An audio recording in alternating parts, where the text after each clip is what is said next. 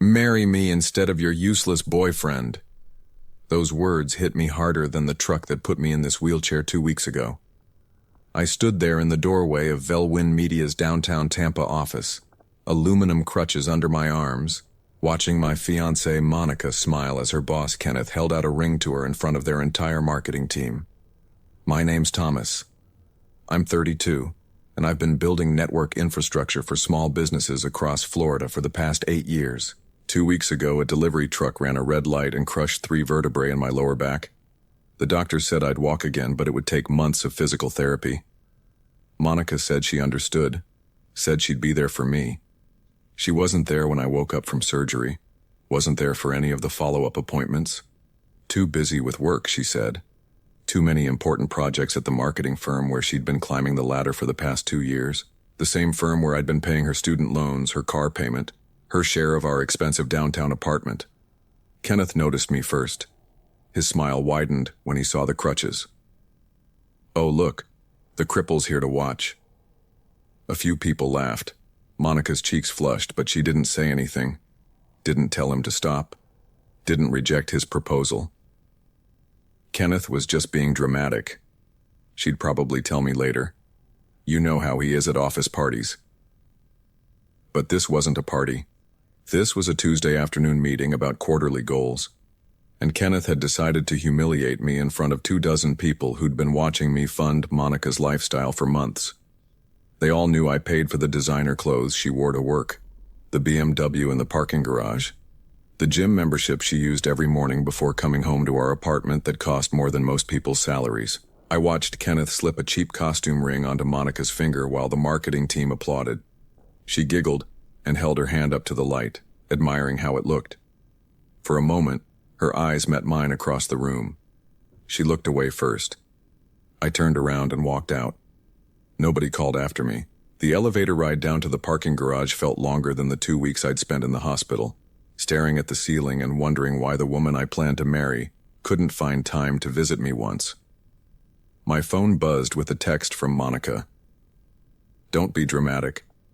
It's just Kenneth being Kenneth." I deleted the message and drove home to our apartment. Time to see exactly how dramatic I could be. Monica and I met 3 years ago at a networking event for young professionals. She was struggling to pay off graduate school debt while working at a small advertising agency. I was doing well with my consulting business, pulling in 6 figures helping companies upgrade their IT infrastructure. She was beautiful, ambitious, and seemed genuinely interested in building something together. 6 months into dating, I started helping with her student loan payments. "Just until I get established," she said. Then it was her car payment when her old Honda died. Then half the rent when she wanted to move to a nicer place downtown. Then her credit cards when she said networking required better clothes and dinners at expensive restaurants. I didn't mind. I loved her, and I made good money. What was the point of financial success if I couldn't share it with the woman I planned to marry? Monica talked about our future constantly, the house we'd buy, the trips we'd take, the family we'd start once her career took off. But she never offered to contribute more when her salary increased, never suggested splitting expenses differently when she got promoted to senior account manager. The financial arrangement that started as temporary help became permanent, and I became the foundation that let her live beyond her means. Her coworkers at Velwin Media knew me as Monica's boyfriend who pays for everything. They'd joke about it at company events, asking when I was going to put a ring on it so Monica could quit worrying about money.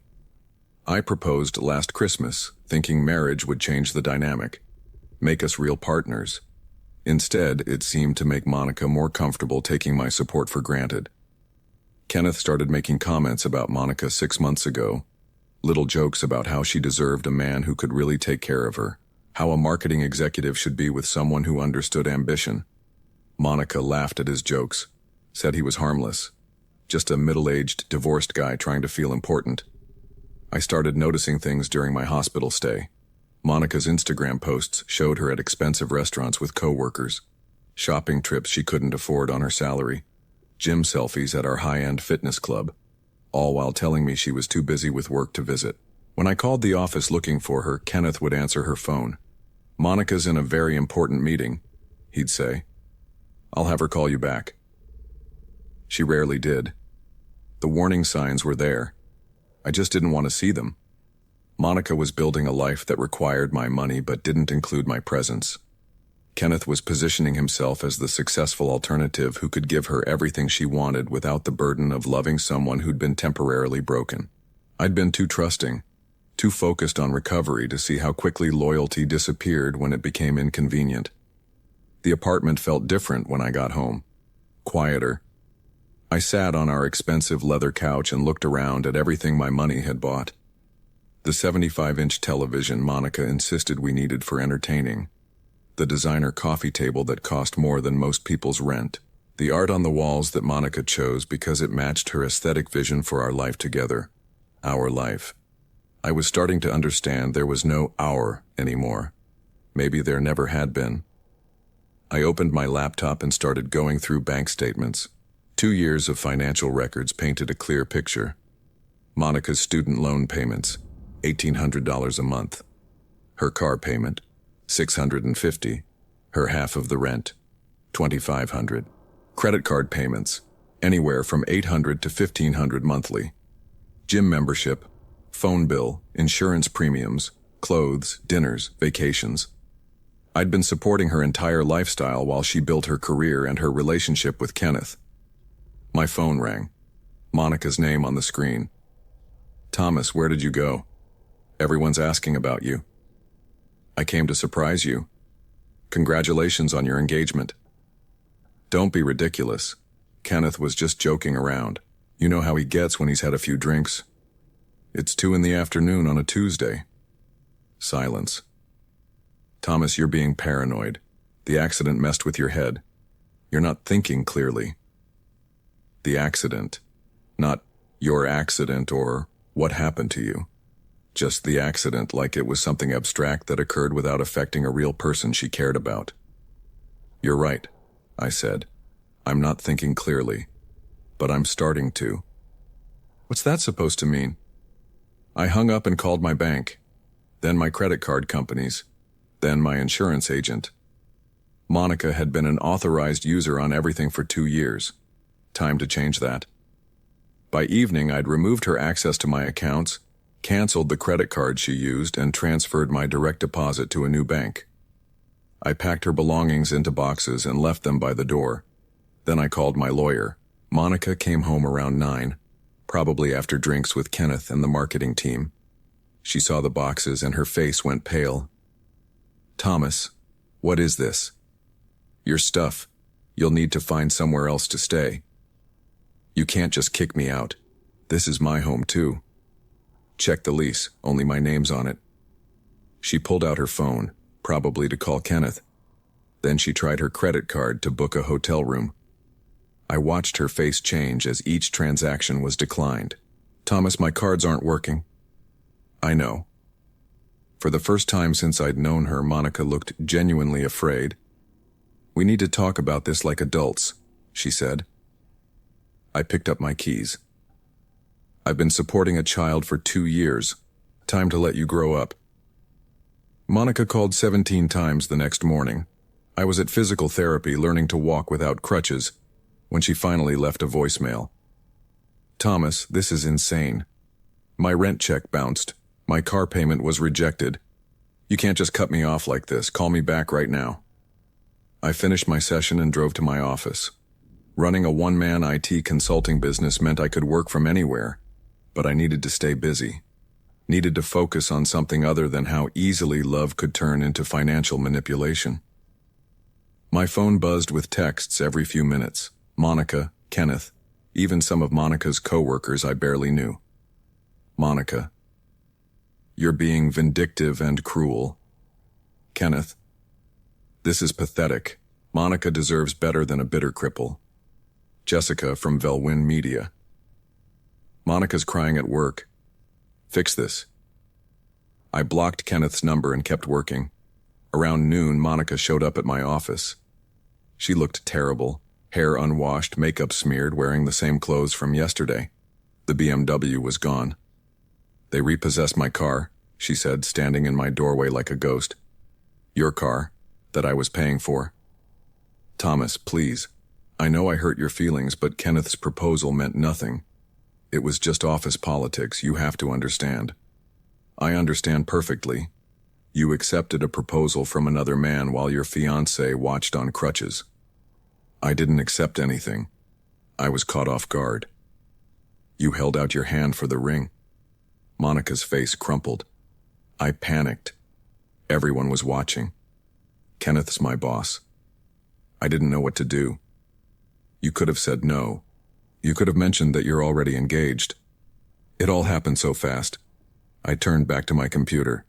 Your things are packed. Find somewhere else to stay. I can't afford anywhere else. You know that. Talk to Kenneth. He seems eager to take care of you. Monica sat down in the chair across from my desk without being invited. Kenneth was just showing off. He doesn't actually want to marry me. He's still hung up on his ex-wife. Then you have a problem. We have a problem. I'm your fiancé. I stopped typing and looked at her.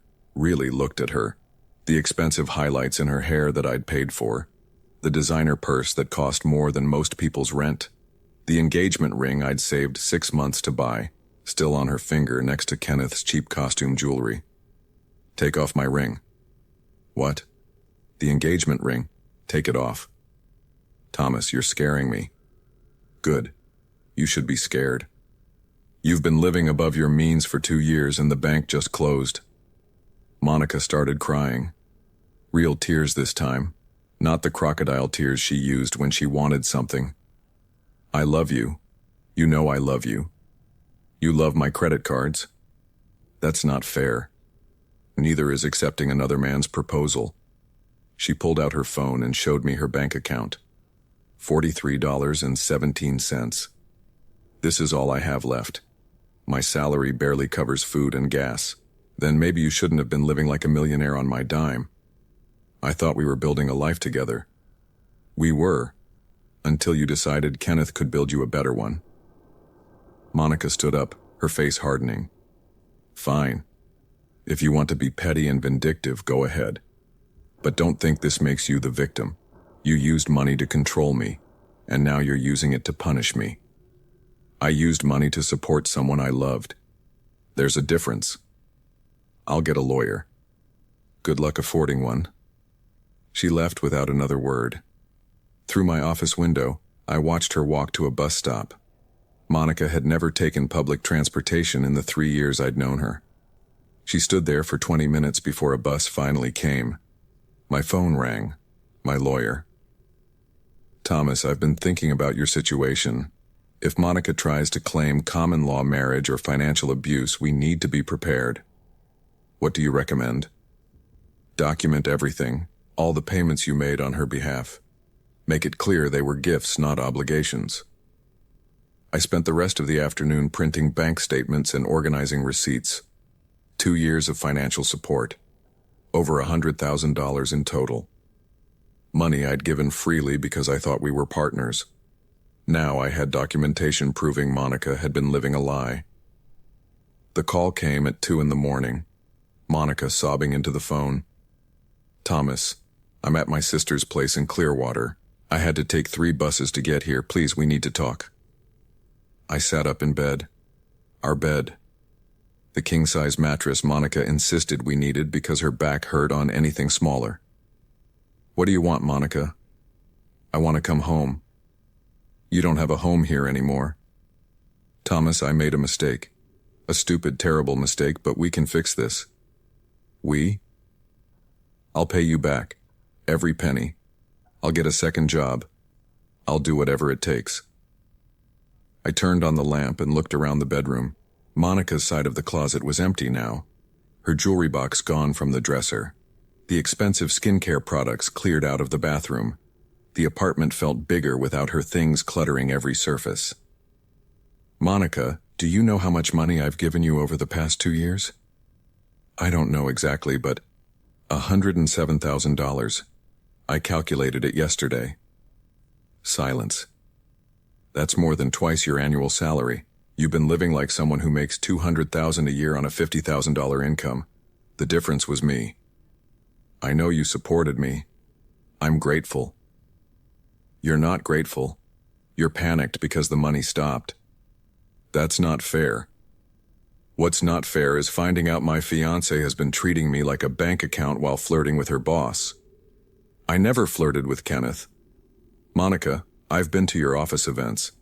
I've watched you laugh at his jokes, touch his arm, act impressed by his stories about his divorce settlement. You've been auditioning for the role of his next wife while I paid your bills. More silence. Answer me this, I said. If Kenneth had offered you a real proposal yesterday with a real ring and a real commitment, would you have said yes? Thomas, that's not... Answer the question. I don't know. Maybe. I was confused. There it was.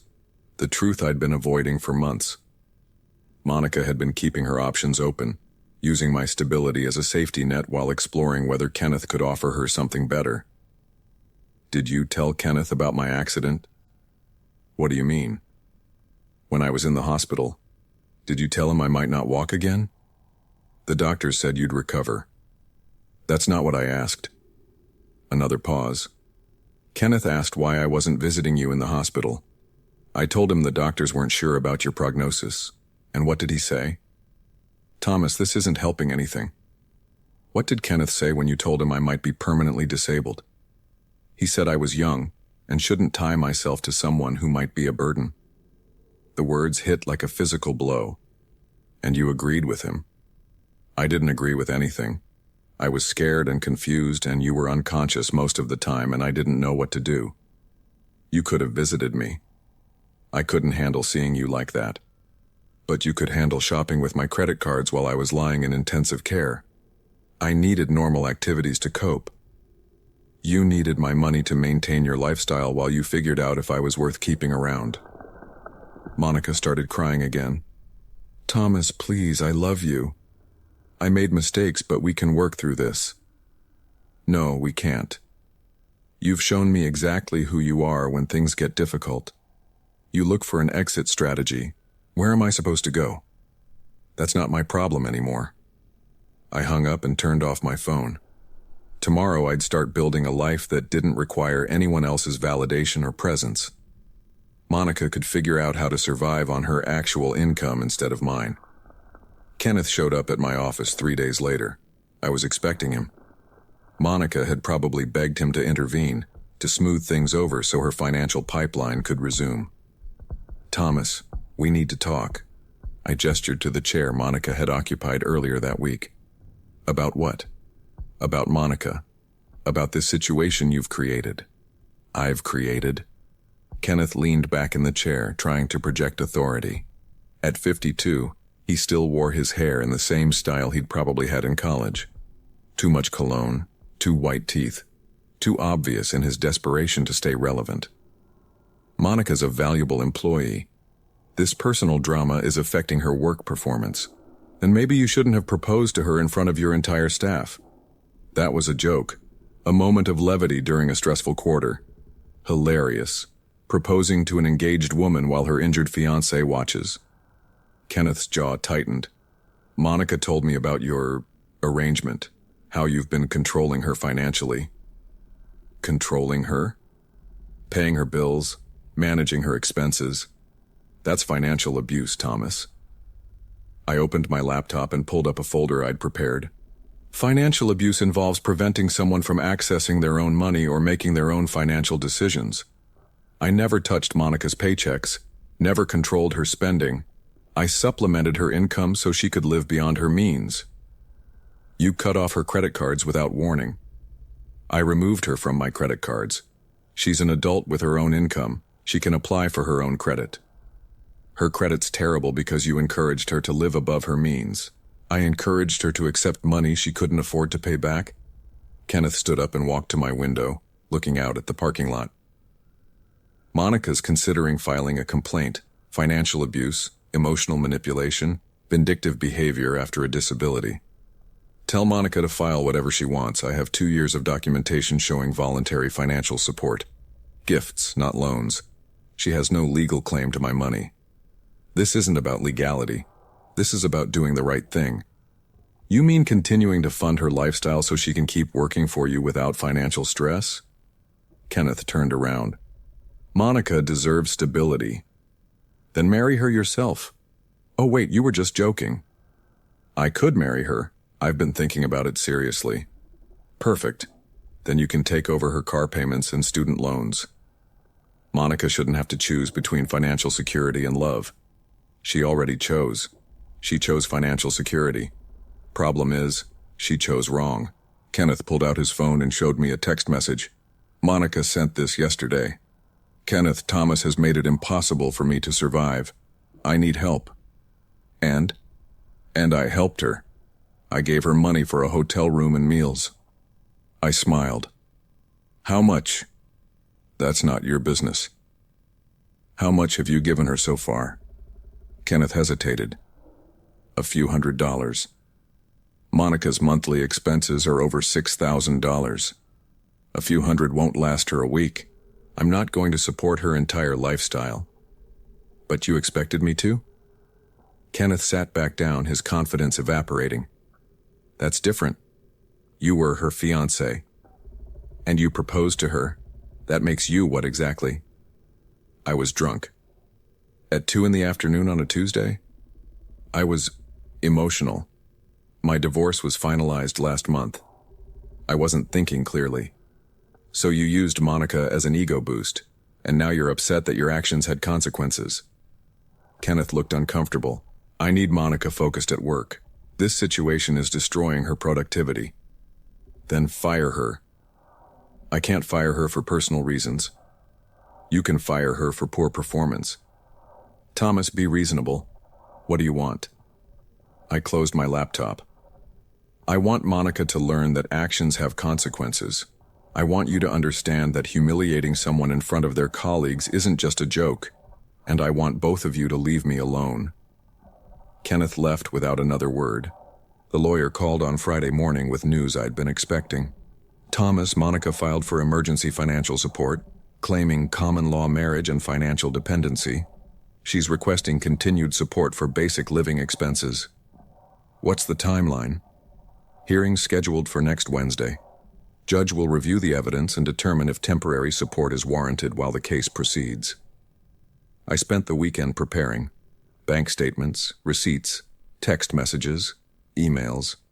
2 years of documentation showing Monica's voluntary acceptance of financial gifts. No contracts, no agreements, no obligation to continue support. Wednesday morning, I arrived at the courthouse with my lawyer and 3 boxes of evidence. Monica sat at the plaintiff's table with a legal aid attorney looking smaller than I'd ever seen her. Kenneth was nowhere to be found. Your Honor, Monica's attorney began, my client was financially dependent on the defendant for over 2 years. When their relationship ended, he vindictively cut off all support, leaving her homeless and unable to meet basic needs. My lawyer stood.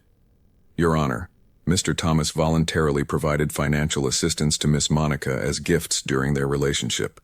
No legal obligation exists for continued support. Miss Monica is an employed adult who chose to live beyond her means. The judge reviewed our evidence for 20 minutes.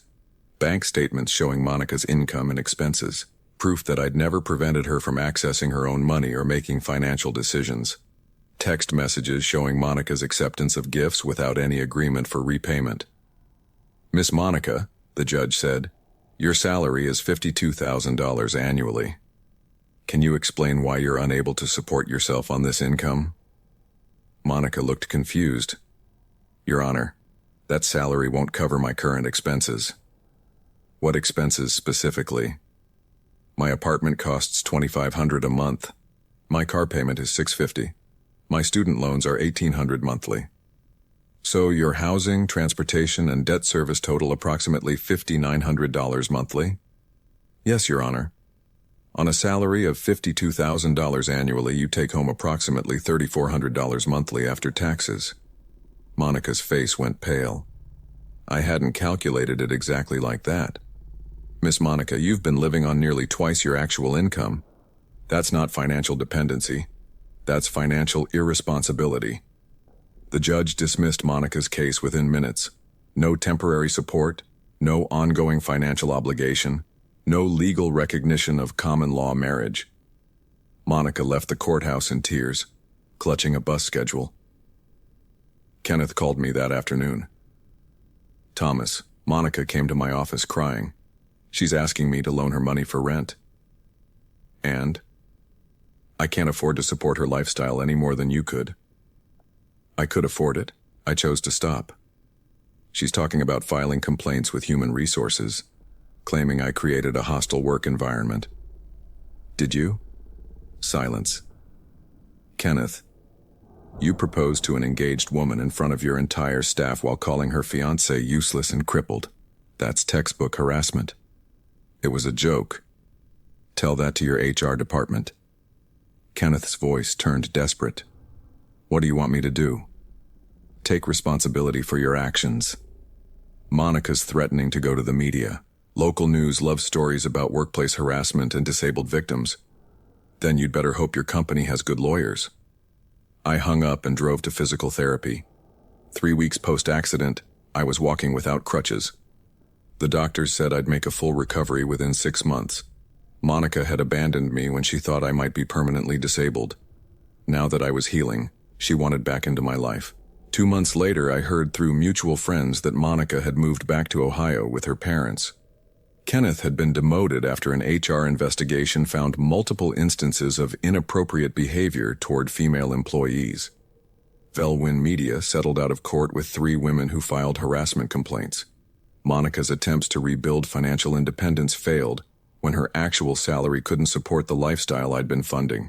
Her credit cards were maxed out, her student loans in default, and her professional reputation damaged by the workplace drama she'd helped create.